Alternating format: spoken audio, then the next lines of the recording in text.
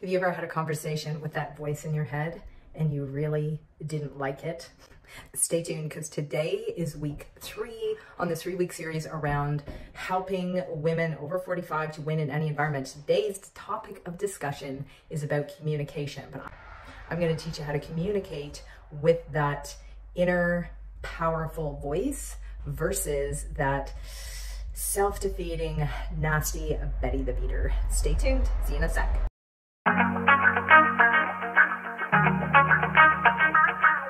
Burke here, and if you don't know me at all, you should go and read my bio. But if you don't know me at all, I started a business 8 years ago with the 2 little rambunctious little boys running around and a baby on my boob. And at some point I just got along my journey and decided that I wanted to build a home business. I didn't want to go back to work. I wanted to stay home with my kiddos. And so I made that decision, and then there I was on a journey in network marketing, which is where I started, and I love that profession. It gave me so many tools, so much growth. It's why we like to call it a personal development plan with a compensation plan attached. But all it took was a woman sat at my table with the baby on the boob and the little boys running around to tell me that the products that I was using that I loved, I could actually share those and make money. Anyway, I digress. So during my time that I've spent building this business, doing all the things, growing and being on a reality show, doing like literally hundreds upon hundreds of live videos, coaching, investment in my growth, all these things. And I've learned a lot about how to win in any environment. And the game changes when you turn 40, 45, and if you're like me now, when you turn 50, especially because it's a different time in your life. It's a time in your life where you might have some physical challenges around menopause. But the biggest thing is you may be starting to rethink your identity. And it's the thing that I'm most fired up and passionate about now is talking about how to redefine this change, okay? But today what I want to focus on is the communications piece. And so I'm not talking about communications in our marketing. I'm not talking about communications on Messenger. I'm talking about the communications that you are having with yourself. So at some point you just need to decide that the BS has to stop here. And you know what I mean by BS. So I want to share with you some reality drops around communications as it relates to building confidence, because that's what I'm all about. Years ago, I was at a leadership training and I was there with, gosh, people like Mike Dooley, Lisa Nichols, David T.S. Wood. There was a few other awesome leaders there. And I learned this technique that I've never stopped using. And it's kind of cool. I think you'll like it. So, you know, when you are at rest and you're not really thinking specifically on a particular thing, or when you get nervous, or, you know, you're about to do something challenging, you know what I'm talking about, right? And you get that little voice. Now, this is something you have to hone, but the little voice will come up. That's your subconscious. That's your subconscious voice. That's your caveman voice. That's the voice that creeps up on you when you're about to do something scary or uncomfortable. And oftentimes this voice, it sounds nasty, right? It's that voice that wants to hold you back. But at the end of the day, it's a normal, natural thing, right? We all have the voice. It's your subconscious trying to keep you safe, right? And we all have that from back from the time where we were not wanting to be chased by lions and tigers and bears, right? But now this survival instinct, this survival voice rather, but now this survival mechanism that we have could be getting in the way of us leveling up our life and our business. So here's how I like to think about it. And this is what I was taught. On the one side, we have what we call the noise. And the noise is that person, that thing, that talking voice. And it's actually a good idea to name the voice. I've named mine Betty the Beater. And then on the other side, we have the voice, right? We have the voice. On the one side, we have the noise. On the other side, we have the voice. The voice is that empowered, inspired part of you. It's the part of you that holds the DNA of all the great people going back until the dawn of time. It's the part of you that maybe, depending on what your spiritual beliefs are, is the voice of God that comes to you. But whatever it is, it's that part of you that's alive and well, that is striving to be expressed, right? And however you are doing that. But it's really important to also understand the difference, right? It's important to understand the difference of listening to your intuition around your fear, that survival mechanism, because there are times when you actually need to listen to that survival voice, that part of you that's actually warning you or telling you of a real actual danger, right? And that's a really good point, because I remember there's been times where my intuition has served me very well in times where I really actually have been in physical danger. So just be aware of the distinction. And the more the work that you do through meditation, the more work you do on yourself and quieting the mind, the better you will become at being able to identify the voice the noise, the voice, and the differential between something trying to keep you out of your, keep you inside your comfort zone, and something that's actually truly trying to keep you physically safe. So I've been doing a lot of work on myself. I'm following a lot of Joe Dispenza, and if you don't listen to him, I highly recommend that you do. He's an incredible force for meditation, creating a vision, and really learning how to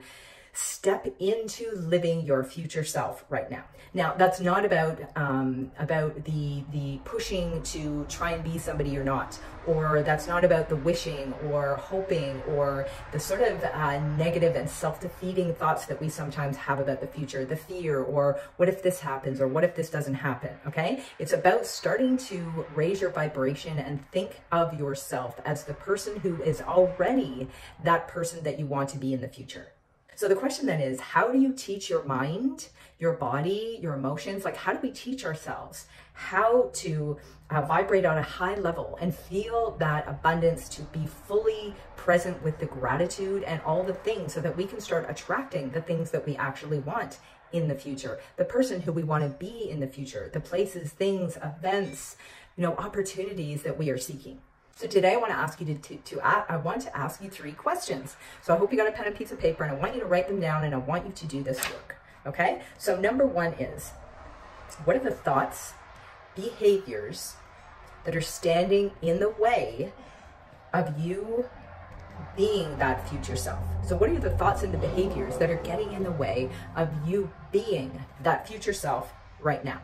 And in this instance, it's really helpful to start thinking about triggers. Like, you probably have some emotional triggers. I do too, right? You have things that trigger you, that bother you. Maybe it's comparing yourself to other women who you think are doing better than you. Maybe it's comparing yourself physically to other women who you think are doing better than you. Maybe you have triggers in relationships with, men or women, depending on who's watching this, right? Maybe you have triggers in your marriage. Maybe you have triggers, like I do, around the worrying or being afraid of what people think. And for me, this has come from 3 very specific things that happen, specific events happen in my childhood around where I was made an absolute fool of in front of people. And these events, so I've since learned, are very traumatic. They were traumatic for me, and they were stored inside of here for a very long time, until a coach helped me identify them. And then I started working my way through them, and it really helped me identify some of the triggers that I have going on, that I'm really working on. Some I've dispelled. And so these events created a series of triggers for me that I really had to go to work on, okay? And going to work on triggers simply means when you start to feel the emotion of this trauma creeping up on you, or you feel triggered, which is an emotional state, which leads to certain behaviors, right? You have to pay attention. That's the first thing. Many people go through their entire lives with triggers, emotional trauma, all this stuff, but they never take the time to stop and actually take note of the fact that it's there, right? And this is why it's helpful to name that noise, like I do, Betty the Beater, right? So that you can stop and actually identify it and hear it. Only then can you start pushing that out of the way and saying, no, actually, that's not my reality. That's not the language I'm speaking. That's not the emotion that I want to carry through my day, right? And starting to replace that, right, with a more powerful emotion. So it's really helpful to think about triggers in this first instance. So number 2, I want you to ask yourself, what emotions do I need to trade for elevated emotions, right? And so gratitude is a huge one, right? If you ever find yourself in a lack of gratitude, or maybe you find yourself jealous or in a complaining mindset, right? Like sometimes I am like, I'm all done with the mess in this kitchen that I didn't create, right? And I'm really working hard at changing that around into gratitude. I'm so grateful that I get to be here at home. I'm so grateful that I have this beautiful kitchen that I can spend time in. I'm so grateful that I have 3 beautiful, incredible, healthy children that are actually here eating food. Gratitude, right? Really, really good one. Okay, so what emotions do I need to trade for elevated emotions, right? Maybe the emotion is around sadness. Maybe you experience some sadness or depression, right? How can you trade that emotion that's vibrationally dragging you down for something more positive? Maybe you need to take a break.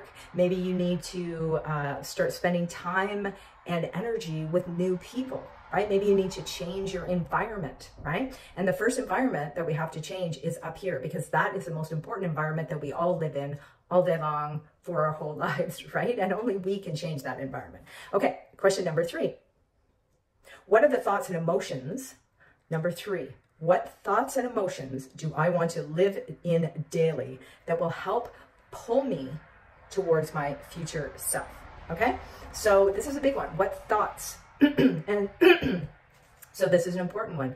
What thoughts? Because your thoughts lead to actions and behaviors, right? And so a really great way to do this is to start developing a list of very powerful affirmations that you can say to yourself over and over again. One of my favorites is, everything always works out for me. Everything always works out for me. Everything really does always work out for me. I find myself saying this constantly, and when something does work out, even if it's a minor thing, like the gym's empty when I go to the gym, or I walk into the kitchen and it's clean and someone's emptied the dishwasher already, I say it. Everything always works out for me, okay? And this is how we start to change those thought patterns, right? So I want you to challenge yourself to start tuning into the noise, that Betty the Beater, what is she saying, and how can you start replacing that with powerful affirmative statements, okay?